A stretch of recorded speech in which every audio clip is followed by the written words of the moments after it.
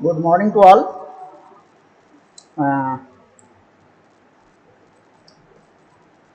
DNA replication के इस second session में जो है हम फिर से मिल रहे हैं।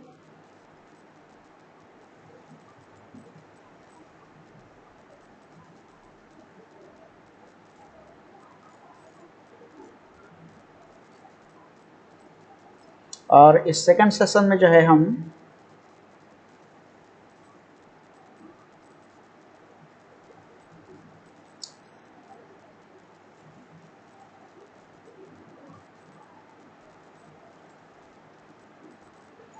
डीएनए रेप्लिकेशन का जो पार्ट छूटा हुआ था पहले सेशन में, जिस पे हम बात नहीं कर चुके थे, उस पे जो है हम जानने की कोशिश करेंगे।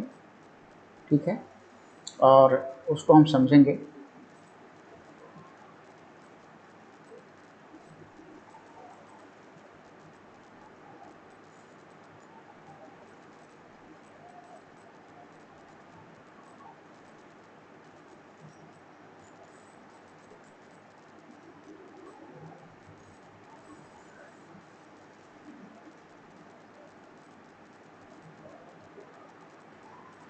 और इस सेकेंड सेशन में जो है हम इन चीज़ों को जानेंगे और समझेंगे।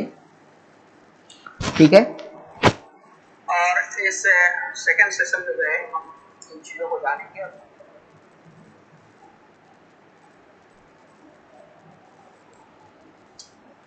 डीएनए कि जो फर्स्ट लाइव स्ट्रीमिंग सेशन में हम लोगों ने इनिशिएशन की बात की थी कि किस तरह से जो है इनिशिएशन होता है और किस तरह से जो है स्टार्ट होता है रेप्लिकेशन। आज हम यहाँ जानने की कोशिश करेंगे कि इलोंगेशन में क्या होता है।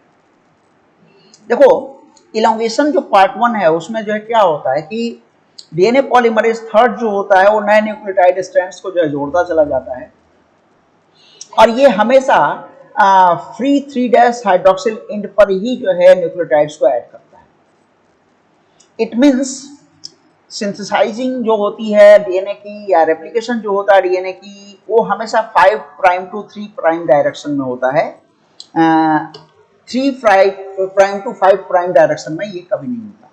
यहाँ आप देखो जरा, ये अगर हम देखें इस जो है डायग्राम को अगर हम देखने की कोशिश करें तो यहाँ आप देखो, ये जो है 5 प्राइम टू 3 प्राइम है।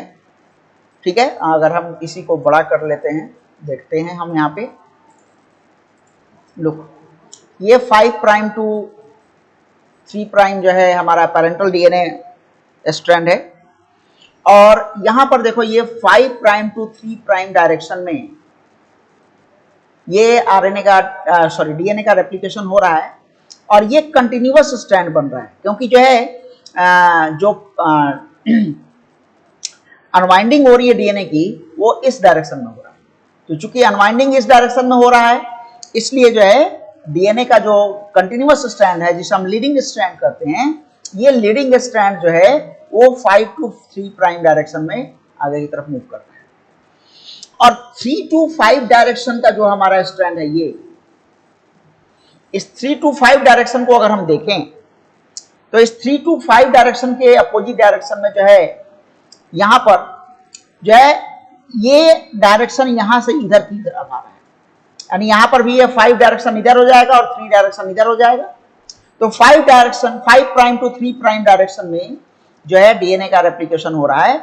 This is the RNA primer और ये एक डिसकंटिन्यूअस स्ट्रैंड बन रहा है, क्योंकि जो है जैसे जैसे आगे की तरफ जो है रेप्लिकेशन होता जा रहा है, पीछे की तरफ जो है जिप फोल्डर जो है ओपन होता जा रहा है।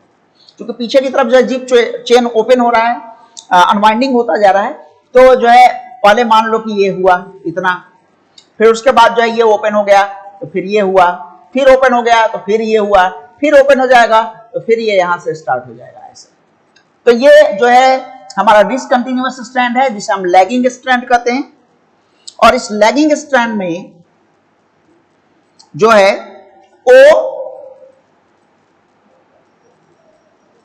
ओकाजाकी फ्रैगमेंट्स बनेंगे। जो छोटे छोटे जो फ्रैगमेंट्स बन रहे हैं, ये छोटे छोटे फ्रैगमेंट्स ओकाजाकी फ्रैगमेंट्स हैं। ये छोटे छोटे फ्रैगमेंट्स जो बन रहे हैं ये ओकाजाकी फ्रैगमेंट्स हैं और इस ओकाजाकी फ्रैगमेंट्स में, हर ओकाजाकी फ्रैगमेंट्स में आपको यहाँ पे जो दिखाई दे रहा है ये पीला वाला पोर्शन, ये जो पीला वाला पोर्शन दिखाई दे रहा है, ये जो है आरएनए प्राइमर है जिसको कि आगे चल करके हटा दिया जाएगा। तो ओवरऑल जो डायरेक्शन है रेप्लिकेशन फॉर्क मूवमेंट का वो इस डायरेक्शन में हो रहा है। ठीक है, तो ओवरऑल जो है वो इस डायरेक्शन में हो रहा है मूवमेंट। ठीक है, और दोनों स्ट्रैंड पर जो डीएनए का रेप्लिकेशन हो रहा है वो 5 to 3 प्राइम डायरेक्शन में हो रहा है। देखो लुक हियर, 5 to 3 डायरेक्शन, यहां देखो यहां पे 5 to 3 डायरेक्शन। तो 5 to 3 डायरेक्शन में जो है हमेशा हो रहा है जो है ये जो है डीएनए रेप्लिकेशन का। अब लुक हियर, बेस पेयरिंग कैसे होगी, क्योंकि अब जो है यहां अगर हम पीछे के इस पे जाएं, अगर हम ये देखें तो ये यहां पे एक सिंगल स्ट्रैंड जो है 5 to 3 प्राइम के बीच सामने जो है अपोजिट ये 5 to 3 डायरेक्शन में एक जो है सिंगल स्ट्रैंड आ गया, और यहां पर भी ये स्ट्रैंड जो है डिसकंटिन्यूअस स्ट्रैंड आ रहा है इस 3 to 5 के अपोजिट।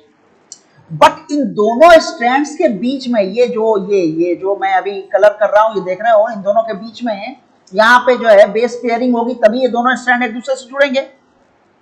उसी बेस पेयरिंग को तो यहां अनवाइंडेज जो है तोड़ा हुआ था, हाइड्रोजन बॉन्ड्स को जो ए और टी के बीच में था और जी और सी के बीच में जो हाइड्रोजन बॉन्ड्स था उनको जो है तोड़ा हुआ था। ठीक है, तो जाहिर सी बात है कि यहां पर बेस पेयरिंग जो है टूटी हुई है।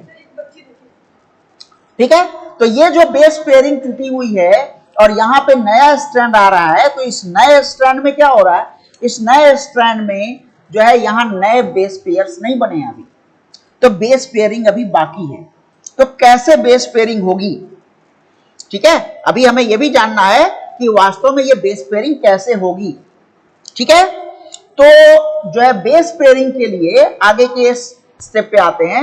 लुक हियर, पहले ही हमने देखा था कि जो न्यूक्लियोटाइड्स थे वो चार्ज न्यूक्लियोटाइड्स होते थे, वो ट्राइफॉस्फेट के फॉर्म में जो है डेवलप होकर के आ रहे थे। ये हमने शुरुआत में इनिशिएशन के स्टार्टिंग में हमने देखा था कि वो एटीपी को यूटिलाइज करके जो न्यूक्लियोटाइड जो थे डीऑक्सीराइबोन्यूक्लियोटाइड्स जो कि मोनोफॉस्फेट के फॉर्म में थे वो ट्राइफॉस्फेट के फॉर्म में कन्वर्ट हो जा रहे थे।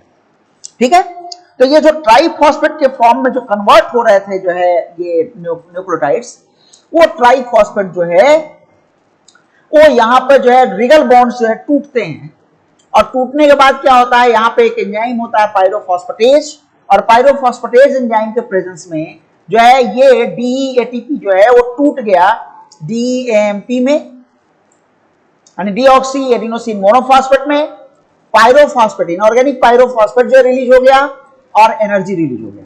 और नाउ दिस एनर्जी, ये जो एनर्जी रिलीज हुई, यही एनर्जी जो है नाइट्रोजनस बेसेस के बीच में जो हाइड्रोजन बॉन्ड्स होते हैं उनको एस्टैब्लिश करने के लिए यूटिलाइज हुई है।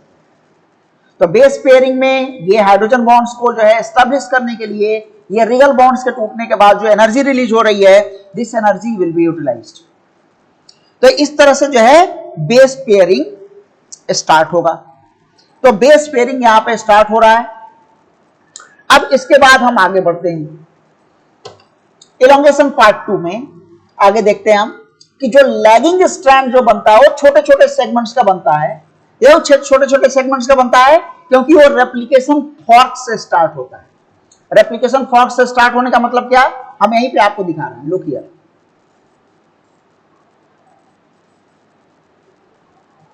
अब अगर यहां पे ये रेप्लिकेशन जो है ये इस डायरेक्शन में हो रहा है, ठीक है, ये 5 है, ये 3 है, ये 5 है, ये 3 हो जाएगा। अब ये क्या है, ये 3 है और ये 5 है। अब ये रेप्लिकेशन फॉर्क चूंकि हमेशा 5 to 3 डायरेक्शन में होगा, तो ये यहां से ऐसे हुआ, यहां ये 5 हो गया और ये जो है 3 हो गया, और यहां पर ये जो हमने गोल घेरा ये हमारा आरएनए प्राइमर है।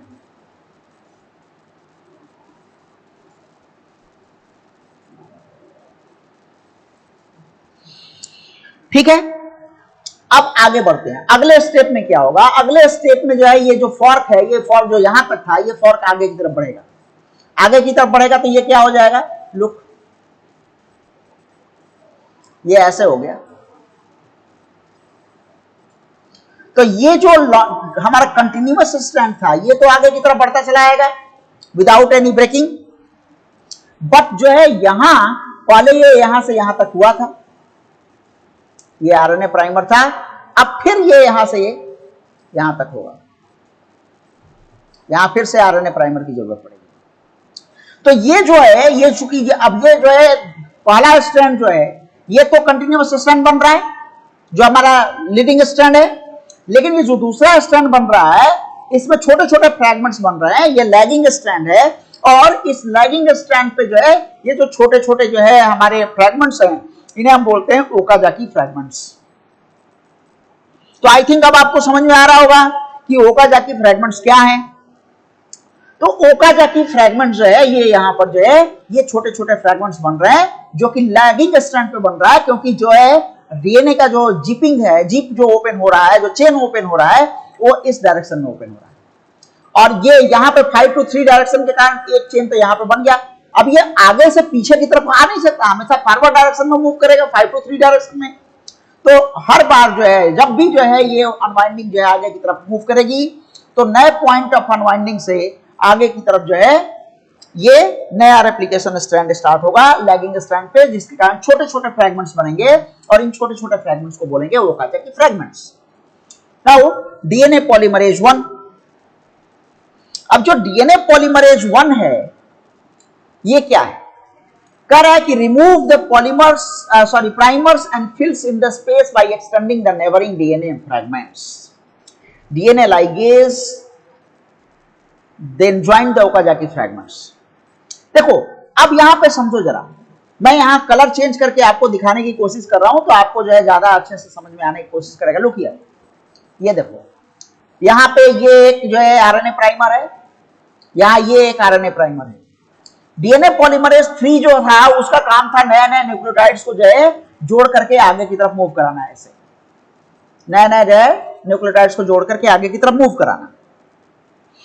लेकिन यहां ये जो आरएनए प्राइमर हमें दिखाई दे रहे हैं और ये जो आरएनए प्राइमर है यहां पर, और ये जो आरएनए प्राइमर है, डीएनए पॉलीमरेज 1 इस आरएनए प्राइमर को यहां से रिमूव करके बाहर करता है, ये आरएनए प्राइमर को रिमूव करके बाहर करता है।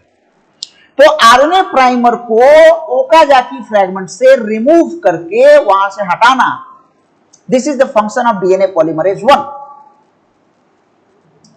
और उसके बाद जो है सर्टेन न्यूक्लियोटाइड्स को वहां पर ले जाकर के दो ओकाजाकी फ्रैगमेंट्स को जोड़ने का काम, यानी अब क्या होगा, इसको हटा दिया, अब मैं फिर से कलर चेंज कर रहा हूं और कलर चेंज करके आपको दिखा रहा हूं कि अब ये जो है दो ओकाजाकी फ्रैगमेंट, एक ओकाजाकी फ्रैगमेंट्स ये है, एक ओकाजाकी फ्रैगमेंट्स ये है, इन दोनों को जोड़ने का काम जो है यहां पर, ये जोड़ा कैसे जाएगा, यहां पर न्यूक्लियोटाइड्स को लाया जाएगा, न्यूक्लियोटाइड्स को आपस में जोड़ने का काम कौन करेगा, डीएनए लाइगेज। तो डीएनए लाइगेज जो है इन दोनों ओकाजाकी फ्रैगमेंट्स को जोड़ेगा और जोड़ करके जो है वो उस ओकाजाकी फ्रैगमेंट्स वाले डिसकंटिन्यूअस स्ट्रैंड को कंटिन्यूअस स्ट्रैंड में कन्वर्ट करेगा।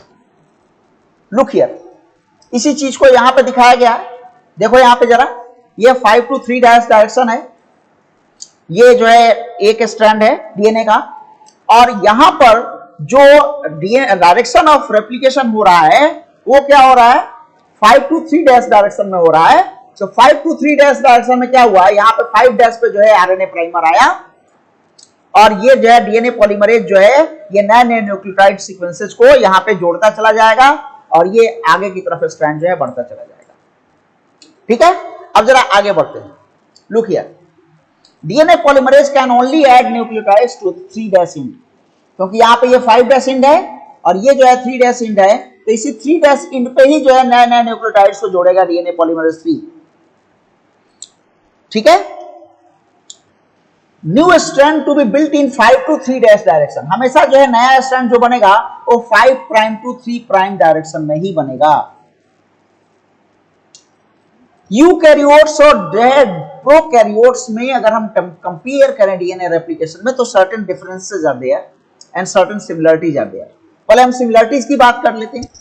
कह रहा the requirement of an origin of replication, दोनों को ओरिजिन ऑफ रेप्लिकेशन के रिक्वायरमेंट की जरूरत होती है, लेकिन डिफरेंस क्या है कि ओरिजिन ऑफ रेप्लिकेशन जो है प्रोकैरियोट्स में केवल एक होता है और यूकैरियोट्स में 2 होते हैं, ऑलरेडी हमने देखा था। उसके बाद इलोंगेशन जो है इन द 5 to 3 डायरेक्शन में होता है, ये दोनों में होता है, यूकैरियोट्स में भी और प्रोकैरियोट्स में भी। तो ये जो है दोनों हो गया। फिर उसके बाद जो है continuous synthesis of the leading strand and discontinuous synthesis of the lagging strand, ये भी दोनों में होता है। यानी लीडिंग स्ट्रैंड हमेशा जो है कंटिन्यूअस होगा और लैगिंग स्ट्रैंड हमेशा डिसकंटिन्यूअस होगा। प्राइमर का यूज जो है वो ओकाजाकी फ्रैगमेंट्स को सिंथेसाइज करने के लिए होता है।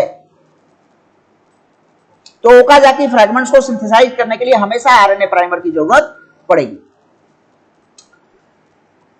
दोनों में डीएनए पॉलीमरेज एंजाइम की जरूरत पड़ती है। रेट ऑफ रेप्लिकेशन जो है वो प्रोकैरियोट्स में फास्टर होता है, ये डिफरेंसेस की बात हम कर रहे हैं, और रेट ऑफ रेप्लिकेशन यूकैरियोट्स में स्लो होता है।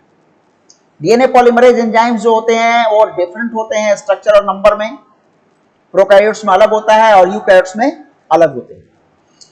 प्रोकैरियोट्स में स्मॉल सर्कुलर क्रोमोसोम्स पाया जाता है, जबकि जो है लीनियर क्रोमोसोम पाया जाता है यूकैरियोटिक क्रोमोसोम्स में, जिसमें कि जो है कई सारे जो है ओरिजिन ऑफ रेप्लिकेशंस पाए जाते हैं। ठीक है, so these are the differences between the prokaryotes and eukaryotes जो अभी हमने देखा। ठीक है, यहां देखो किस तरह से जो है ये जुड़ रहा है। Look how the carbons are numbered, यहां पे दिखा रहा है कि किस तरह से जो है कार्बन जो है को नंबर किया जाता है। देखो यहां पे ये ऑक्सीजन है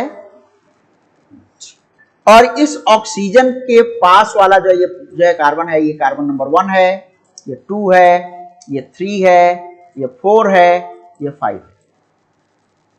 फर्स्ट कार्बन के साथ नाइट्रोजनस बेस अटैच होता है और इधर या तो इस थर्ड कार्बन के साथ जो है फॉस्फेट अटैच होगा या जो है फिफ्थ कार्बन के साथ जो है फॉस्फेट अटैच होगा। ठीक है, ये ऑलरेडी हम न्यूक्लिक एसिड में देख चुके हैं। लुक हियर, इसको आप देख रहे हो, ये जो लाइन दिखाई जा रही है ये नाइट्रोजनस बेस के लिए दिख रहा है, ये नाइट्रोजनस बेस के लिए दिख रहा है। यहां पे ये थर्ड कार्बन के साथ फॉस्फेट अटैच है, यहाँ ये फिफ्थ कार्बन के साथ फॉस्फेट अटैच है, यहाँ थर्ड कार्बन के साथ फॉस्फेट अटैच है, इधर फिफ्थ कार्बन के साथ फॉस्फेट अटैच है। एंड ये single phosphate is getting attached with the 2 nucleotides या 2 न्यूक्लियोसाइड्स। ठीक है, एक के थर्ड कार्बन के साथ और दूसरे के फिफ्थ कार्बन के साथ, ये जो अटैचमेंट होता है।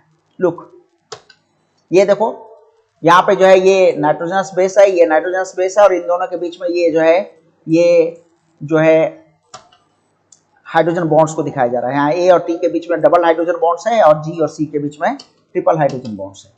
ठीक है, तो लीडिंग स्ट्रैंड जो है वो सिंगल स्ट्रैंड होता है जो पॉइंट ऑफ ओरिजिन से ओपनिंग की तरफ जो है रेप्लिकेशन फॉर्क के ओपनिंग की तरफ का उसका डायरेक्शन होता है। लीडिंग स्ट्रैंड का जो डायरेक्शन क्या होगा, यहां पे फिर से मैं करके आपको दिखा रहा हूं। लुक, ताकि आप भूले नहीं इस चीज को। लुक हियर, ठीक है, ये जो है ओरिजिन ऑफ रेप्लिकेशन है, this is the origin of replication. ठीक है, और ये जो है ओपनिंग ऑफ रेप्लिकेशन फॉर्क है। ये क्या है, ओपनिंग ऑफ रेप्लिकेशन फॉर्क है, ये जो हम लाइन खींच रहे हैं ये। और जो है लीडिंग स्ट्रैंड जो होता है वो हमेशा जो है क्या होगा, जो है, सॉरी मैं थोड़ा सा उल्टा बोल गया बताते समय, क्योंकि लीडिंग स्ट्रैंड में बता रहा था, मैं लैगिंग के लिए बताने लगा।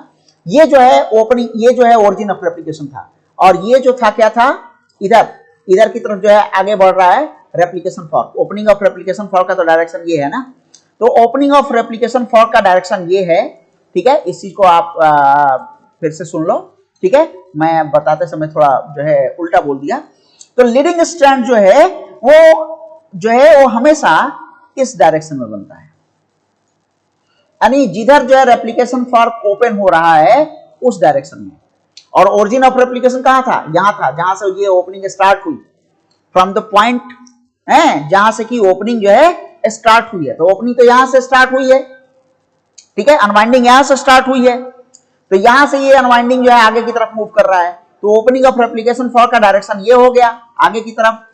और लीडिंग स्ट्रैंड जो होता है वो ओराई से, यानी ओरिजिन ऑफ रेप्लिकेशन से जो है ये आ रहा है ओपनिंग ऑफ रेप्लिकेशन फॉर्क की तरफ। लुक हियर, ये यहां पे दिखा रहा है यही चीज। ठीक है, लैगिंग स्ट्रैंड जो होता है वो डिसकंटिन्यूअसली बनता है, अपोजिट डायरेक्शन में बनता है, यहां पे देखो ये लीडिंग स्ट्रैंड दिखा रहा है, ठीक है, और लीडिंग स्ट्रैंड में जो है ये 5 to 3 डायरेक्शन में जो है ये इस तरह से जो है बनता चला जा रहा है। और ये देखो ये लैगिंग स्ट्रैंड दिखा रहा है, नीचे वाला जो है ये लैगिंग स्ट्रैंड दिखा रहा है, जिसमें जो है इधर से जो है ये मूव कर रहा है इधर की तरफ। ध्यान दो, ये एक आरएनए प्राइमर है, ये पहले बना, ये पहला ये इतना ओकाजाकी फ्रैगमेंट्स बन गया, फिर उसके बाद दूसरा ओकाजाकी फ्रैगमेंट जो है यहाँ बन रहा है। आगे चल करके क्या होगा, इस जो है आरएनए प्राइमर को, ये जो आरएनए प्राइमर यहाँ दिखाई दे रहा है, इसको डीएनए पॉलीमरेज जो है रिमूव कर देगा, और यहाँ और इसके बीच में जो है कुछ नए न्यूक्लियोटाइड्स को लेकर के डीएनए लाइगेज जो है एक बॉन्ड बना देगा, जिससे कि ये दोनों ओकाजाकी फ्रैगमेंट जो है आपस में जुड़ जाएंगे। ठीक है, तो लैगिंग स्ट्रैंड जो होता है वो शॉर्टर सेगमेंट्स होते हैं, ठीक है, और जो है ये शॉर्टर सेगमेंट्स यहाँ पे दिखाया जा रहा है। देखो ये एक लैगिंग स्ट्रैंड का जो शॉर्टर सेगमेंट है, ये एक लैगिंग स्ट्रैंड का शॉर्टर सेगमेंट है, ये ओकाजाकी फ्रैगमेंट्स है, ये ओकाजाकी फ्रैगमेंट्स है, ठीक है। तो ये ओकाजाकी फ्रैगमेंट्स है। ज्वाइनिंग ऑफ ओकाजाकी फ्रैगमेंट जो है डीएनए लाइगेज के थ्रू होता है, ठीक है। ये देखो डीएनए लाइगेज यहाँ पे आया, और ये डीएनए लाइगेज जो है इस पहले फ्रैगमेंट को दूसरे फ्रैगमेंट से जो है जोड़ दिया, ठीक है। तो joining of Okazaki fragments DNA ligase के थ्रू होता है। डीएनए लाइगेज ओकाजाकी फ्रैगमेंट्स को जोड़ करके जो है इस पूरे डीएनए रेप्लिकेशन को कंटिन्यूअस बना देता है, ठीक है। तो इस तरह से जो है रेप्लिकेशन स्ट्रैंड्स बनते हैं। Proof reading of new DNA, जो डीएनए रेप्लिकेशन होता है तो इसमें गलती होने के चांसेस कितने होते हैं, 10,000 बेसेस में केवल एक गलती होने का चांस होता है, ठीक है। तो 10,000 बेस पेयर्स जो है जब जुड़ेंगे आपस में, बेस पेयर्स बनेंगे, तो उसमें जो है एक गलती होने के चांस जो है होता है, नहीं 1:10,000, ठीक है, गलती होने के चांसेस होंगे।